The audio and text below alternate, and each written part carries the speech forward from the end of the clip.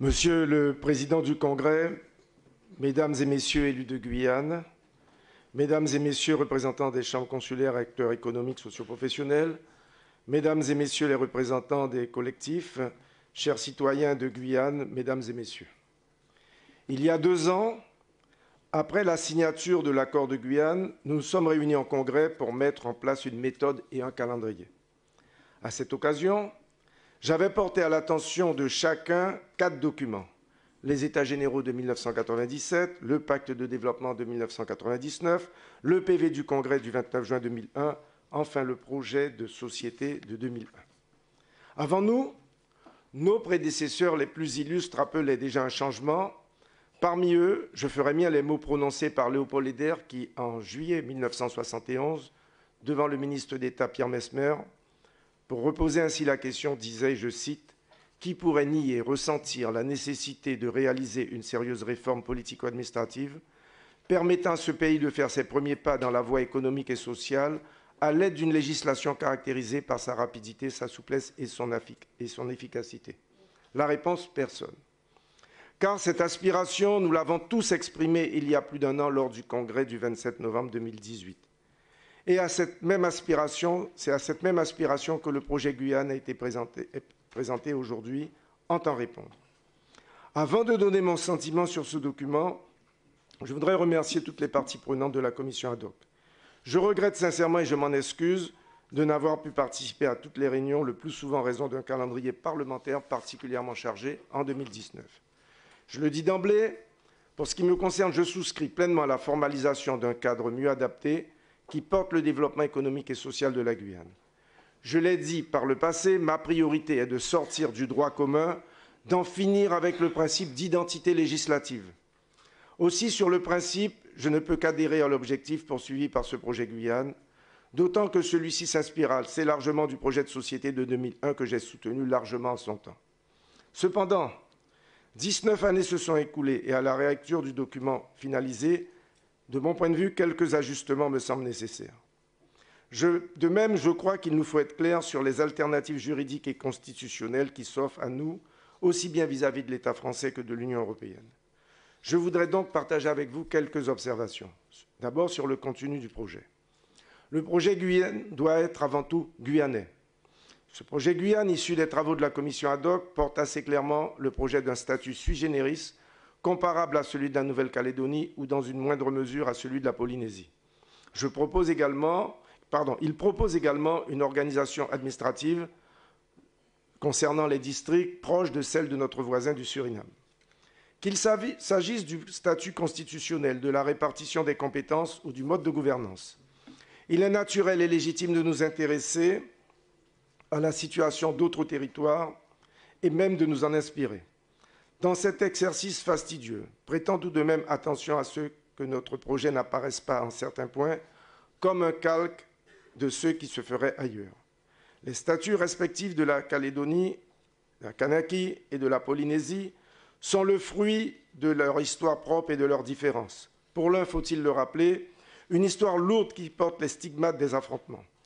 Des différences, on pourrait aisément dire qu'il n'y a que cela en ce qui concerne la Guyane. Elles sont historiques, mais aussi géographiques, sociologiques et même psychologiques. Pour ces raisons, l'évolution institutionnelle et statutaire doit avant tout nous rassembler et nous ressembler. Elle doit prendre en compte nos réalités et les atouts du système actuel. Alors, je me suis posé la question, s'agissant des intercommunalités qui jouent aujourd'hui un rôle fondamental dans les politiques de l'eau, des déchets, des transports et des infrastructures, il faudrait vraiment qu'il y ait une expertise, puisque le projet, lui, propose ce que j'avais soutenu du reste à l'époque, la question des districts, voir comment clarifier cette situation. Mais moi, qui ne suis pas juriste, je m'en remettrai aux expertises. Mais il faut quand même être vigilant pour éviter la tentation de tout changer, de trop changer, au risque de bouleverser une organisation déjà fragile. Depuis le cri de cœur de Justin Cataillé dans SOS ici Guyane jusqu'à l'accord de Guyane, en passant par la déclaration de Basse-Terre, du temps s'est écoulé et qu'on se le dise, le chemin a été parcouru. Parfois, il a été complexe et compliqué. Appuyons-nous donc aussi sur nos acquis, renforçons-nous par un cadre plus efficace, plus souple, qui favorise la prise et l'exercice de nouvelles compétences. Prendre des compétences pour lever les freins qui entravent le développement de la Guyane. Prendre des compétences, c'est d'aller vers plus de liberté du point de vue de la politique administrative, de nous permettre de libérer les énergies et de permettre aussi d'aller vers une structure qui aura en charge l'exécutif et qui, pour l'instant, a quelques difficultés puisqu'elle souffre d'un sous-dimensionnement structurel et financier paradoxal à l'étendue du territoire. À l'instar du modèle polynésien, je propose donc le principe simple selon lequel les autorités de la Guyane soient compétentes dans toutes les matières qui ne sont pas dévolues à l'État. Une autonomie claire selon laquelle la compétence de principe appartiendrait à la collectivité. À partir de là, nous pourrions détailler dans le cadre d'une loi organique les compétences réservées et celles que nous voulons exercer ou à minima partager. Pour l'État, les compétences régaliennes parmi lesquelles la monnaie, la nationalité, la justice, l'ordre public, la défense. Pour la collectivité, les compétences particulières transférées par l'État ainsi que celles pour lesquelles la CTG pourrait être associée. De manière plus non exhaustive, je pense aux relations internationales et régionales, à l'emploi et à la sécurité, à l'immigration, mais aussi au foncier et au domaine minier. Enfin, cette loi organique détaillerait les compétences réservées aux intercommunalités et aux communes. Je veux insister sur l'intérêt économique et social de pouvoir, en certaines matières, prendre plus de compétences. Lorsque l'on pense aux politiques douanières ou commerciales, à la politique fiscale ou encore aux zones franches, il est évident que la collectivité pourrait in fine se doter de nouvelles ressources, mais également agir avec efficience sur l'attractivité du territoire. Il en va également des domaines de l'agriculture et de la pêche, secteurs que nous devons particulièrement soutenir. Je pense enfin à la possibilité d'agir sur les conditions d'approvisionnement et en matières premières et en biens de consommation de première nécessité. Régulièrement, l'actualité nous démontre l'intérêt qu'il est le nôtre, d'agir plus rapidement et plus efficacement dans ces domaines. De cette manière, et conformément à l'esprit du projet Guyane, les actes de l'Assemblée de Guyane ou loi pays pourraient ainsi être pris dans de nombreux domaines. À ce sujet, le document de la commission ad hoc s'inspire du modèle néo-calédonien lorsqu'il pose la possibilité d'une saisine du Conseil constitutionnel avant la promulgation d'une loi pays. Si cela a du sens, il me semble utile de préciser le contrôle a priori du Conseil d'État. En effet, il faut le rappeler, l'une des forces de la loi pays est qu'elle ne puisse être contestée que devant le Conseil d'État et non le tribunal administratif, comme peut l'être une disposition réglementaire simple. Je tiens à le rappeler, car il s'agit là d'un intérêt certain de l'évolution statutaire, renforcer le poids juridique des actes de l'Assemblée de Guyane.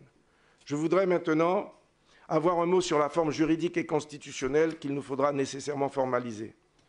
En ce que le projet Guyane appelle une évolution statutaire, nous ne pouvons éluder la question de la traduction au sein de la Constitution et de l'Union européenne.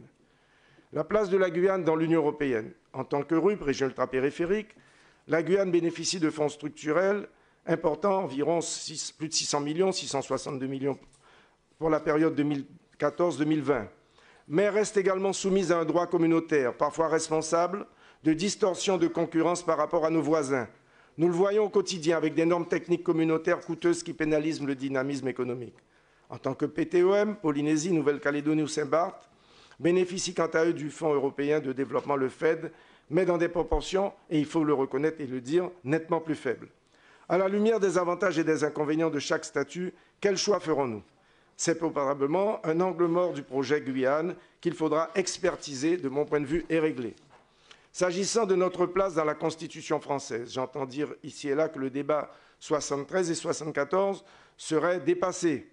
Il est vrai que la distinction entre les deux articles n'a plus vraiment de sens aujourd'hui, tant certaines collectivités du 74 semblent davantage relever de l'esprit du 73 et inversement. Pour autant, ce cadre constitutionnel imparfait demeure et il faudra nécessairement trouver une méthode, une voie juridique pour traduire le projet Guyane. Aujourd'hui, réunis en congrès, nous ne pouvons pas balayer d'un revers de main la question pour la renvoyer à plus tard.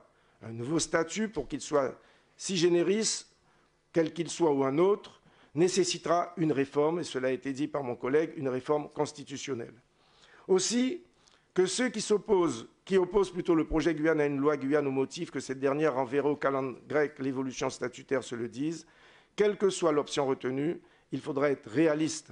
L'évolution statutaire prendra du temps, d'autant plus incertain que la réforme constitutionnelle, il faut le dire aussi, est aujourd'hui au point mort.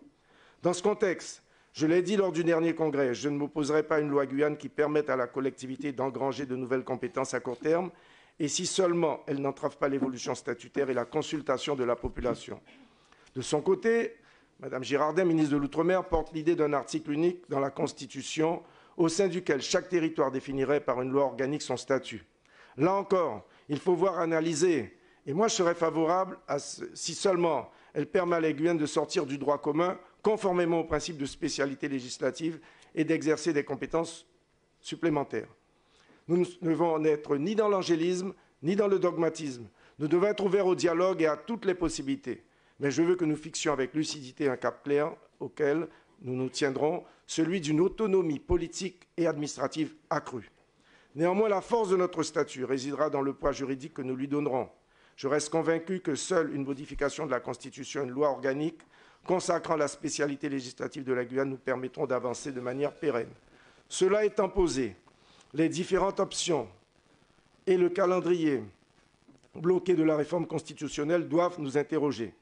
Très concrètement, je pose la question, quelle stratégie mettons-nous en place pour appeler à une réforme constitutionnelle pour les Outre-mer?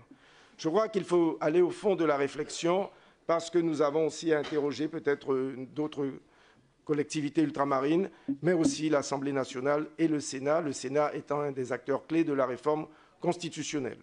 Pour conclure, je voudrais insister sur un point.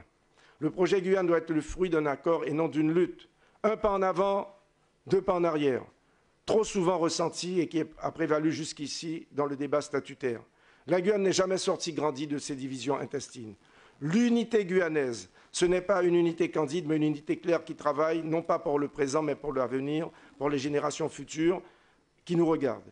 Il y a 2 ans, je vous avais déjà mis en garde, je nous avais mis en garde contre un nouvel échec. Et je l'avais dit à l'époque, je l'ai dit l'année dernière, je le redis aujourd'hui, la question statutaire, elle est essentielle, elle est fondamentale. Pour autant, on ne doit pas en faire un territoire guerrier sur lequel les divisions sont plus fortes que les ententes. Disons-le clairement, depuis 1 an, nous voyons poindre les prémices d'un débat qui est parfois au cœur de la déchirure. Élu depuis de très nombreuses décennies, chacun connaît ma position.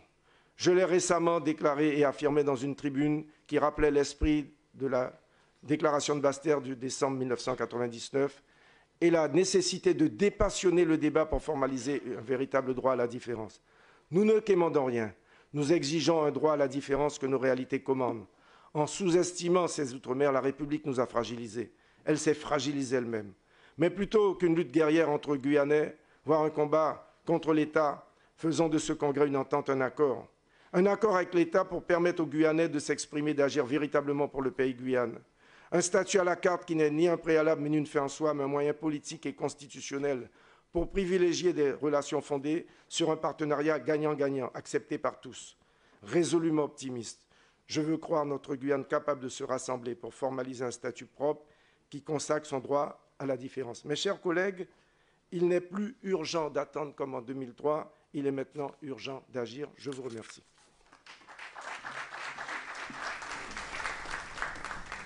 Je passe la parole à Monsieur le député Gabriel Serville.